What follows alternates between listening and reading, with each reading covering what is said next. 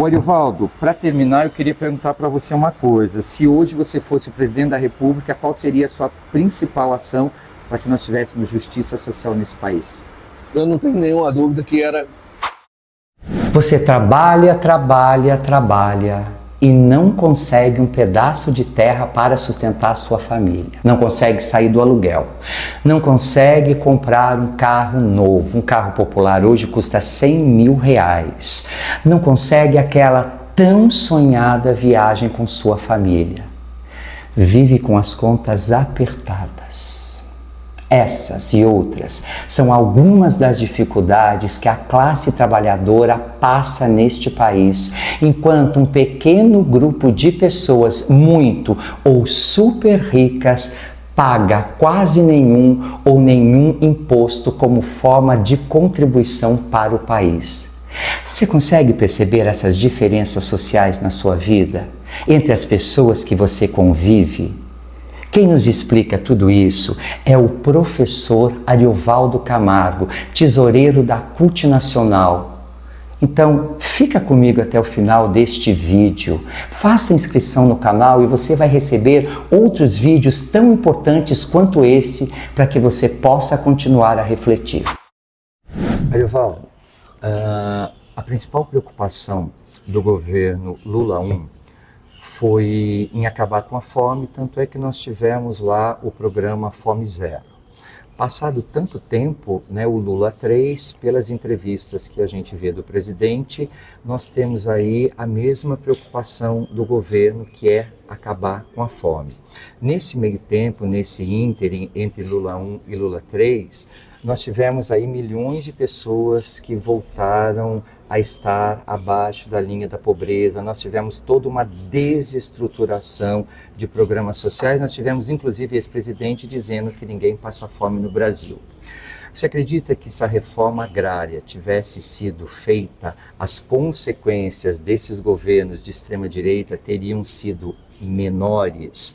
E aí eu apresento alguns dados para você do INCRA, que diz o seguinte, que se nós tirarmos as terras do agronegócio, da agricultura familiar, dos pecuaristas, ainda sobram 120 milhões de hectares de terras no país, que não estão sendo utilizadas, o que daria para você assentar mais de 12 milhões de pessoas.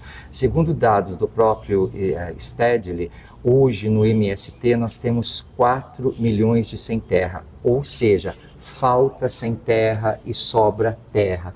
Por que você acredita que nós não tivemos ainda uma reforma agrária neste país? Primeiro, pela pressão que o agronegócio exerce sobre o governo, e o parlamento tem a representação do agronegócio muito intensa. E, obviamente, que sobre essa pressão fica muito difícil você avançar num processo de assentamento de famílias, porque a reforma agrária, nós precisamos compreender que nós não podemos olhar a reforma agrária como uma distribuição de terras. Tem gente que faz esta confusão, que basta você assentar uma família num lote de terra, que a partir dali a reforma agrária está concluída. Você tem que ter toda uma estrutura. Você tem que estruturar, você tem que dar assistência técnica, você tem, enquanto não está produzindo, fazer com que essa família possa ter acesso a bens de consumo, alimentação, equipamentos que possam fabricar sua própria residência nesse local, que muitas vezes não tem. Ou seja, colocar maquinário, as prefeituras, por exemplo, têm que ser incentivadas a colocar os maquinários públicos a serviço desse tipo de ação social, e para que a terra possa cumprir a sua função social. Nós não podemos continuar, e o MST tem esses dados com muita naturalidade, e tem apresentado isso muitas vezes, que é uma realidade. Nós não temos 100 terras para colocar no tanto de terra que é possível fazer assentamento. E, portanto, a vontade política só do presidente Lula, por exemplo, não basta. Nós precisaríamos ter um movimento da sociedade, porque todos os países que passaram por processos intensos de distribuição de alimento, produção de alimento e tudo mais, passaram por processo de reforma agrária. O Chile teve uma reforma agrária super interessante, o Uruguai teve uma reforma agrária interessantíssima. No Uruguai você praticamente não tem latifúndio, praticamente as terras no Uruguai são distribuídas em pequenos lotes. A Itália, pós-fascismo, passou por reforma agrária, portanto, nós temos experiências no planeta que permitem dizer e assegurar com toda tranquilidade que se nós avançarmos na reforma agrária no Brasil, nós vamos potencializar a agricultura familiar, portanto, as famílias que migraram, essa é outra função social que nós precisamos pensar. As famílias migraram para o centro, ou seja, vieram para as cidades, porque foram praticamente desalojadas pela cana, pela soja, ou seja, não para produzir alimentos, mas para produzir, vamos dizer, commodities agrícolas para o planeta. Então, nós precisamos devolver as pessoas que têm alguma relação com a terra, que têm alguma compreensão da importância da terra, que tenham capacidade do manuseio da terra para esse processo de desurbanização e voltar a ter uma população agrícola que possa produzir os alimentos para os urbanos. E uma agricultura sustentável, porque se a gente for para o agronegócio, nós estamos morrendo, envenenados todo dia. Eu acho incrível as pessoas dizerem assim, o que alimenta esse país é o agronegócio. Alimenta quem tem dinheiro para pagar, a maior parte vai lá para fora e o que eles têm de subsídios, e na verdade a gente está sendo envenenado. Então assim, além de tudo, a agricultura familiar tem esse pensamento, não tem de um meio ambiente mais sustentável, de uma agricultura sustentável. E é interessante, Jorge, quando você vai ao supermercado, é um paradoxo para entender. Quando você vai ao supermercado, óbvio que é mais caro. É muito mais difícil você ter uma bandeja de morango orgânico do que você ter uma bandeja de morango cheia de veneno, cheia de agrotóxico.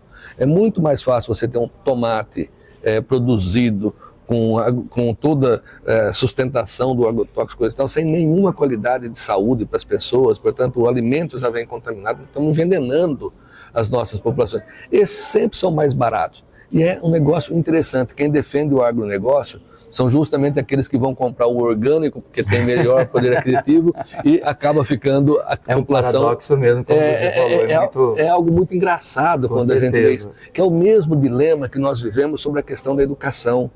Aqueles que mais defendem que nós precisamos privatizar tudo que é público são aqueles que têm os filhos pagando cursinhos caríssimos para ingressar na universidade pública, e aos pobres, se não fosse políticas de cota e tudo mais, estava sendo renegado à instituição privada e muitas vezes à distância para a sua formação profissional. Aqueles que combatem o público, tiram proveito do público e querem para aqueles que necessitam da função do Estado, tá certo? Segregado desse espaço e desse local de transformação de vida e de conhecimento, e acaba relegando as piores condições, inclusive, de formação. Lamentavelmente, esse é outro problema que nós vivemos no nosso país. Você falou em educação, você falou em cotas, então eu vou aproveitar. Em 2023 agora, as cotas raciais das universidades completaram 10 anos. E como uma ação afirmativa da reparação da injustiça histórica que os negros sofreram e, na verdade, sofrem até hoje, né? Lembrando daquela música dos Racionais de 97, capítulo 4, versículo 3, que eles diziam na época que nós tínhamos 2% dos negros frequentando universidades. Tudo bem, tempo passou, muita coisa melhorou, evidentemente que a gente ainda não resolveu o problema. E as cotas, elas continuam sendo extremamente atacadas por uma grande parcela da população, com aquele papinho de meritocracia, de que só existe uma raça humana, aí eles falam isso, né? E que então todos têm que ser iguais, que as cotas raciais, na verdade, são racistas, se esquecendo que, na verdade, os negros não têm as mesmas oportunidades, embora tenham as mesmas capacidades. Eu queria te perguntar o seguinte, claro que as cotas são provisórias, evidentemente, mas que modificações você acredita que deveria haver na sociedade para que a gente tivesse realmente uma educação de qualidade para todos? Primeiro, universalizar o acesso e a permanência dos nossos jovens e das nossas crianças nas escolas. Nós conseguimos universalizar o ensino fundamental 1 e o ensino fundamental 2 e até mesmo o ensino médio, não podemos assim dizer. universalizar na oferta, mas na permanência ainda nós temos muitas crianças saindo, muitos jovens no ensino médio, capturados muitas vezes inclusive por iFood, por uma série de outros instrumentos que retiram os nossos jovens das escolas para prestar serviço, tá certo? Para a sociedade, muitas vezes muito mal remunerados, em condições insalubres, em condições muito adversas, o que certamente interrompe o processo educacional.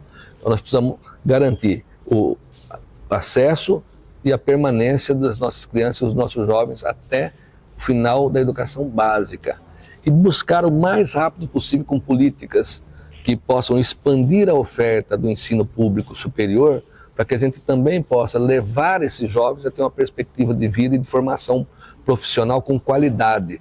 Porque, infelizmente, aqui não é uma discussão de público contra privado.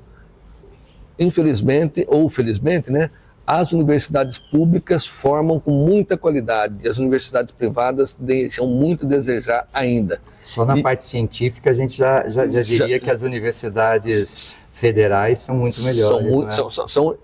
Nós não podemos ter ilhas de excelência para alguns, nós precisamos ter acesso para todos. E as cotas, por mais que tenha, e quem mais reclama das cotas é quem deveria reconhecer, inclusive, que pelo mérito de negros, pelo mérito de indígenas, de poderem ter concluído o ensino médio em escolas públicas, com toda a diversidade que as escolas públicas passam, com professor mal remunerado, com infraestrutura inadequada, com falta de tudo e com a política de sucateamento, inclusive pedagógico, feito pelos inúmeros governos que nós temos aí nos estados e municípios. Por exemplo, de São Paulo, né? Só de vencer essa etapa do ensino médio e se qualificar para prestar através do Enem, e ingressar nas universidades, e aí nós precisamos dar o passo adiante. Ingressar para esses que chegam por cota, nem sempre é a garantia de ficar até o final, porque as condições dadas para que eles permaneçam no ensino superior, elas ainda não são plenas. Muitas vezes se deixa porque não se tem condição de pagar moradia, não se tem condição de pagar alimentação. Então, nós precisamos avançar ainda mais nessa política. E não é fazer de conta de que todos são iguais, porque não são. Não são. Uma criança negra, nascida na periferia de uma grande cidade, que tem mais 4 ou 5 irmãos, que o pai e a mãe trabalham fora, o mais velho tem que cuidar dos menores, eles não têm a mesma condição de um filho de quem nasce nos Jardins, em São Paulo, por exemplo, tem a empregada doméstica servindo as suas necessidades o tempo todo, tem alimentação adequada e ainda tem complementação na sua formação quando tem dificuldade educacional. Uma corrida com alguém sair 1 quilômetro na frente do outro. Né? É dizer que alguém que faz uma corrida de 100 metros com barreiras contra alguém que faz uma corrida de 100 metros com sapatilha adequada, com toda a preparação física possível. Não é verdade que as pessoas têm as mesmas condições, alimentação, podem ter cognitivamente a mesma capacidade, mas a sua formação básica para que possa chegar e ter a mesma oportunidade não é verdadeira. Então, nós precisamos desmascarar e desmistificar esse tipo de situação.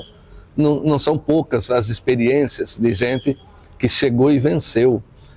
E é isso que incomoda muito a elite brasileira, de não gostar de ver a filha da empregada ingressando numa universidade pública, que a patroa gostaria que a sua filha ingressasse e que ela ingressa por cota pela sua capacidade, e as condições são dadas também para a filha da patroa passar no número maior, inclusive, de vagas. Se ela não consegue acessar, é porque a capacidade dela foi inferior, inclusive, da filha da empregada. E nós não podemos continuar com esse discurso da meritocracia, que basta você se esforçar que você chega lá. Nós tivemos um exemplo recente. Teve muita gente que se encantou com o Pablo Marçal. Teve muita gente que foi pagar o curso do Pablo Marçal para ver como empreender e não sei o quê. E soube sempre a falsa lógica seguinte: se você se esforçar, você chega lá. Ora, se o Pablo Marçal não foi nem para o segundo turno para prefeito de São Paulo, faltou esforço por parte dele? É uma questão muito simples de compreender. Ou seja, não é verdade. Não basta você dar um par de chuteira para uma criança na periferia e falar, vá jogar futebol que você vai ser o Neymar ou o Vinícius Júnior. Não é verdade que as pessoas, basta se esforçar que chega lá. As pessoas precisam ter, entre outras coisas, oportunidades sim, mas precisa ter dom, precisa ter preparação e tudo mais, coisa que não tem para o conjunto da sociedade. Precisa ter saneamento, precisa ter saúde, precisa ter alimentação, precisa ter escola adequada. Precisa ter um conjunto de instrumentos, na verdade, que o Estado está devendo para a sociedade. Nós estamos falando de um país que tem 525 anos de história, nós estamos completando agora, segundo os livros do descobrimento. Estamos nem falando dos povos originários que já estavam aqui desde sempre, portanto tem população no Brasil já há muito tempo, né?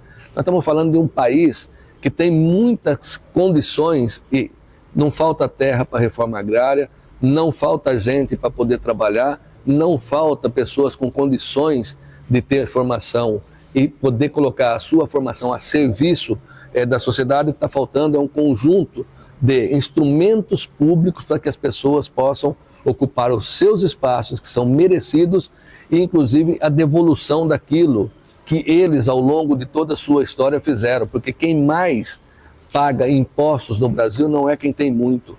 Quem mais paga impostos proporcionalmente é quem tem pouco, porque é taxado no ICMS do supermercado, tem ICMS na conta de água, tem ICMS na conta de luz, ou seja, ele é taxado o tempo inteiro. E esses impostos precisam ser devolvidos de alguma forma e as oportunidades não estão vindo na mesma sem falar que as grandes garantias não são taxadas, que os rendimentos que você tem também não, ou seja, e por isso que tem muita gente contra agora a reforma tributária, inclusive, né, que vai beneficiar de uma certa forma a classe trabalhadora, não vai? Eu não sei se muita gente, o problema é que tem um conjunto da sociedade que não quer essa tributação, porque nós estamos falando de buscar justiça tributária. Sim. De que quem ganha menos paga menos, para que quem ganha mais pague muito mais. Que tenha compensação, e que tenha compensação, né? Porque de algum lugar o dinheiro tem que aparecer para as obras sociais, para as políticas públicas que são super necessárias para a população. Então, nós estamos querendo construir um pouco de nivelamento, tá certo? Onde você possa pelo menos buscar uma proporção. Não é justo. Se é verdade que nós vamos ter uma taxa, um tributo da ordem de 38%, estou chutando um número que tem muita gente que fica dizendo por aí, 38% é para quem tem salário mínimo, então 38% fica de impostos, porque não é verdade que essa taxa tributária incide em quem coloca bilhões em aplicações a título da dívida pública, ou uma coisa ou outra. Portanto, esses não estão pagando 38% de impostos sobre os rendimentos que têm. Nós precisamos buscar um equilíbrio dessa questão, onde você possa diminuir de quem consome para poder cobrar de quem especula. E nós estamos vivendo agora, por conta da alta taxa de juros, mais uma situação de que nós podemos ter nesse ano, se nós não corrermos para reduzir a taxa de juros, nós podemos. Aquilo que chegou à menor taxa de desemprego dos últimos tempos, o recorde de pessoas contratadas e, portanto, trabalhando com carteira assinada. Se a taxa de juros não começar a sofrer uma queda rapidamente, isso tudo pode vir a se perder.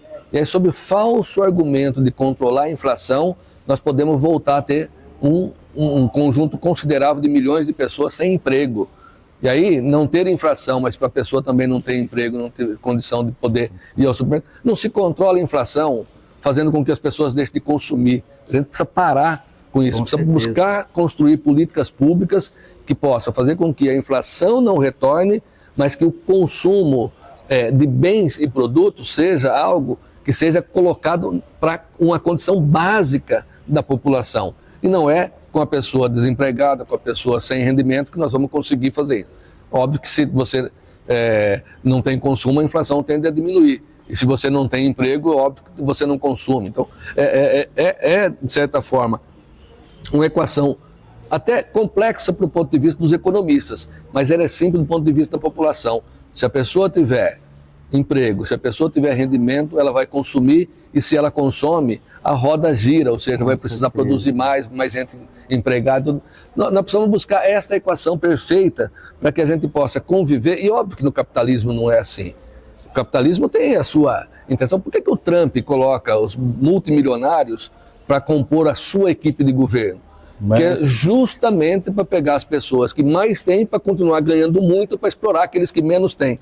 Não são eles que estão preocupados com os negros em Louisiana, não são eles que estão preocupados com os fenômenos naturais que os Estados Unidos também sofrem, não são eles que estão preocupados com todas as consequências que os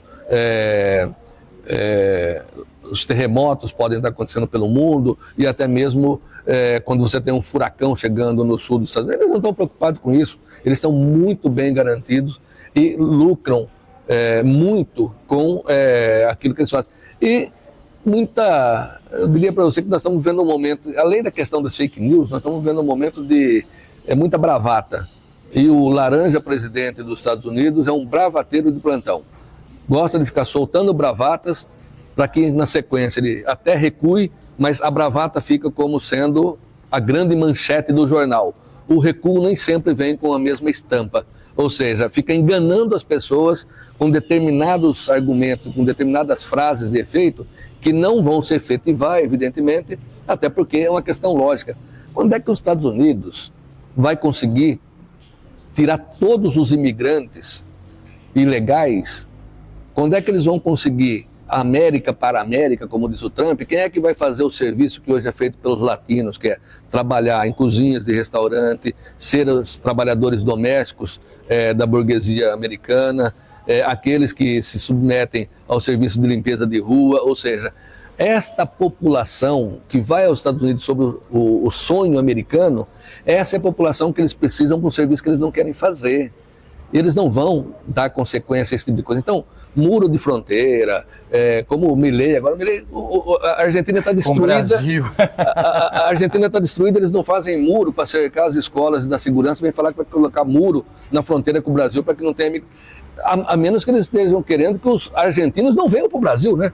Porque qual o interesse que a população brasileira tem de morar na Argentina numa condição tão caótica como eles estão vivendo hoje? O Trump me parece um pouco o Jânio, que proibia biquíni, proibia briga de galo para esconder o que acontecia politicamente, porque o que ele deve estar morrendo de medo de uma moeda só entre os BRICS, a China numa ascendência e a economia dele já está numa decadência. Então, na verdade, a impressão que eu tenho é que ele faz tudo isso daí como um jogo de cena mesmo, né, para continuar deixando o povo rico lá e o povo pobre, porque assim não tem outra explicação. O Ariovaldo, para terminar, eu queria perguntar para você uma coisa. Se hoje você fosse o presidente da República, qual seria a sua principal ação para que nós tivéssemos justiça social nesse país?